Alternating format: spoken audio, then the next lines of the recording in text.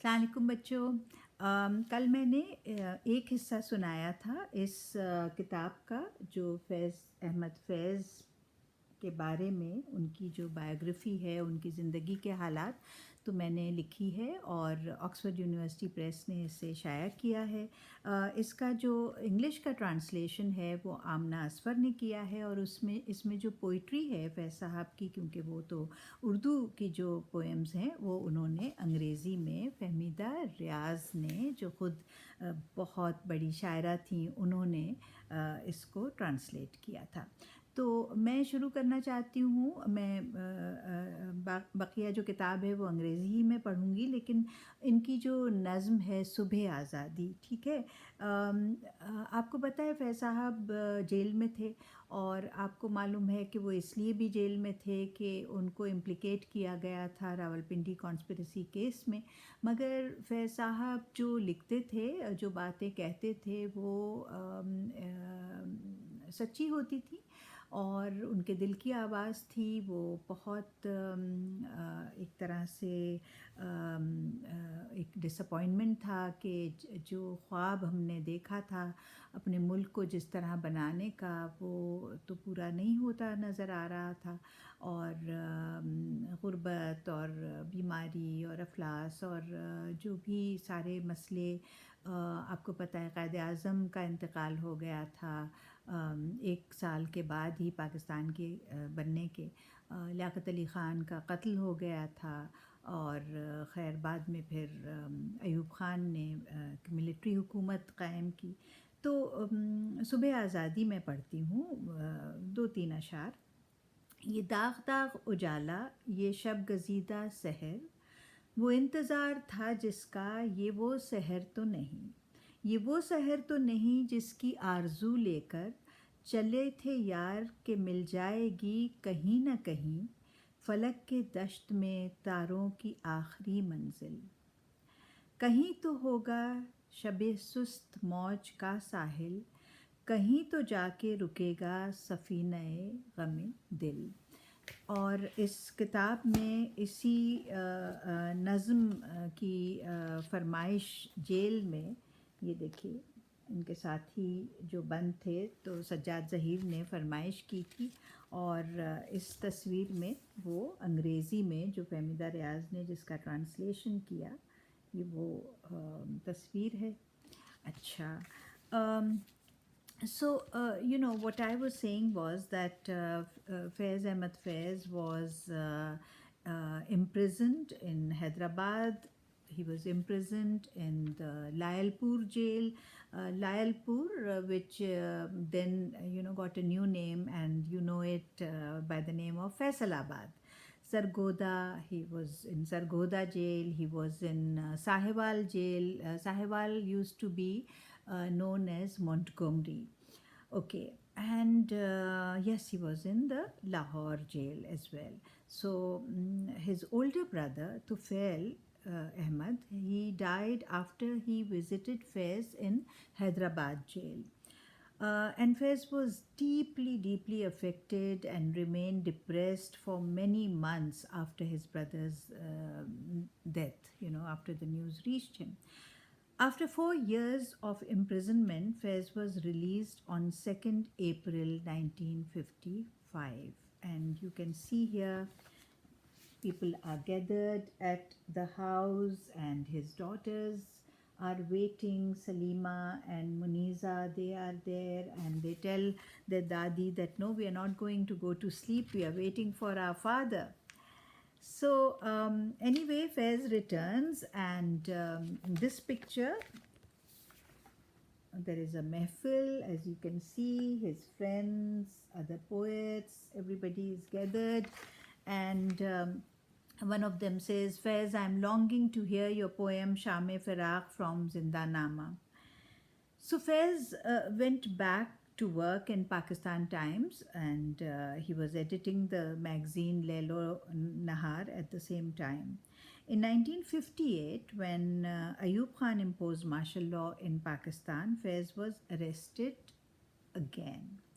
He was released in April 1959. And so there is the English version of the poem that Shame Faraq. He says, I wrote it in Karachi's Jinnah Hospital when I was sent there for 2 months in 1953. Hmm? And one of his dreams was, to of course see the country prosper, and the fine arts to prosper in Pakistan. He started working in the Alhambra Arts Council in Lahore. Music, painting, dance, film, theatre, all these things make life beautiful, and Faiz Ahmed Faiz wanted to promote these. Ellis was equally interested in the fine arts, so she started a puppet theatre in Lahore. Faiz would write the plays for this theatre, and his daughters Salima and Muniza worked in it. I want to show you this picture now, in which Alice and Faiz are sitting and discussing something very important.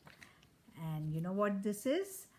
Faiz is saying, I have to give you some good news. The Soviet Union is awarding me the Lenin Peace Prize. They've invited me to Moscow. I wonder if the government here will let me go. And Alice says, as far as I know, you are the first Asian to get such an honor. Even if this martial law government doesn't care for you, the people of Pakistan, and in fact all the people of the world, love you, which is so true. But then Faiz did go to Moscow. He did receive his Lenin Peace Prize, as you can see over here, and I want to read you the speech that he gave over there. He says, Honorable members of the presiding committee, ladies and gentlemen, although it is the profession of a poet or a writer to play with words and create texts, I find myself bereft of this ability in order to express my gratitude to the Lenin Prize Committee. The various institutions involved and all of my friends, human ingenuity, science, and industry have made it possible to provide each one of us everything we need to be comfortable, as long as these boundless treasures of nature and resources are not declared the property of a greedy few but are used for the benefit of all of humanity. However, this is only possible if the foundations of human society are based not on greed, exploitation, and ownership, but on justice, equality, freedom, and welfare for everyone. I believe that humanity, which has never been defeated by its enemies, will in the end be successful. And instead of wars, hatred, and cruelty, the foundation of humankind will rest on the message of love. Faiz Ahmed Faiz wrote many screenplays, stories, nazms, and ghazals. Among the screenplays was that of the 1959 movie Jago Hua Savera, directed by A.J. Kardar. It was the first Urdu language movie to be made in East Pakistan. Jago Hua Savera was awarded a gold medal in the Soviet Union's first film festival. In 1975, to encourage the art of filmmaking, the government of Pakistan established NAFDAC, where A.J. Kardar and his old comrades made the film Of Human Happiness. The Urdu name suggested for this movie was Dur Hai Sukh Ka Gaon. Now you can see over here that all these people are having a meeting. This is Laila Shehzada, the artist, and this is Mr. Kardar. You can see Faiz Ahmed Faiz sitting here, and you see the artist, the illustrator who has illustrated this book so beautifully. He is also in this meeting. Aftab Zafar Sahab, there he is. Okay, so Kardar is saying, Aftab Zafar, you are an artist, but I'm entrusting you with the art direction of my movie because I have no faith in any professional art director. And he says, Kardar Sahab, I will try to fulfill your expectations. Laila Shehzada, you are a renowned artist and also the costume designer for the movie. And I think that together we will try and make it into an excellent movie. And so this film, the set was. This is what Mr. Aftab Zafar told me, that the set of this movie was at Haleji Lake. Over here, you can see the set of the movie, and all these people are working. So, the first democratic government of Pakistan made Faiz the chairman of an important organization, Pakistan National Council of the Arts, and Faiz began to live in Islamabad. Pakistan National Council of the Arts. Through that,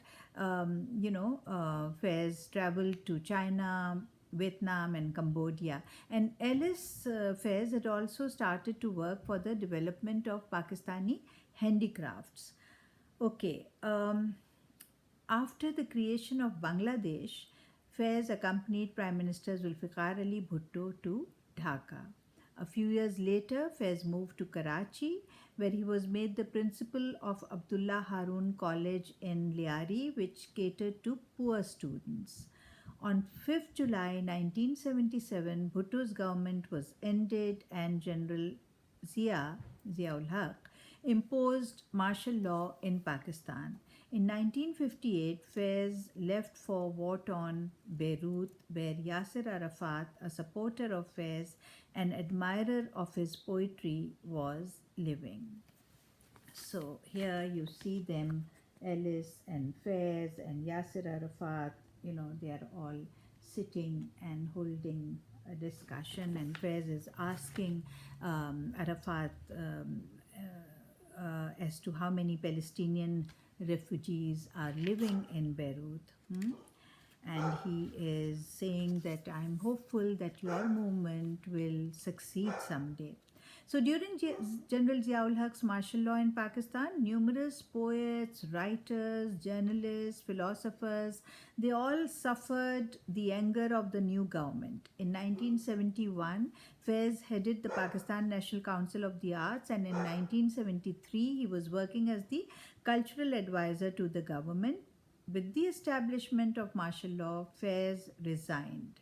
In 1978, while he was in exile in Beirut, the film Dur Hai Sukka Gaon was being edited. But this film was never released, and no one really knows what happened to its, all the reels of the film. Faiz was very distressed, very disheartened by this. In Beirut, Faiz worked as the editor of Lotus, which was a Beirut based Asian African literary journal. He toured many countries. When there was a massacre of Palestinians in Beirut, he went to Tunis for some time. When he returned to Pakistan, Ziaul Haq's military dictatorship, which had begun before he left for Beirut, was still in place, because it went on for over a decade. Faiz wrote many poems in this dark age of martial law. His first complete collection of poetry, Nuskha-e Wafa, was first published in March 1984. On 20th November 1984, this great poet died in Lahore. He was then 73 years old. So this was the story of our great poet Faiz Ahmad Faiz, and what he thought, what he did for his country, and all the poetry that he has left us rich with. Okay, Khuda Hafiz.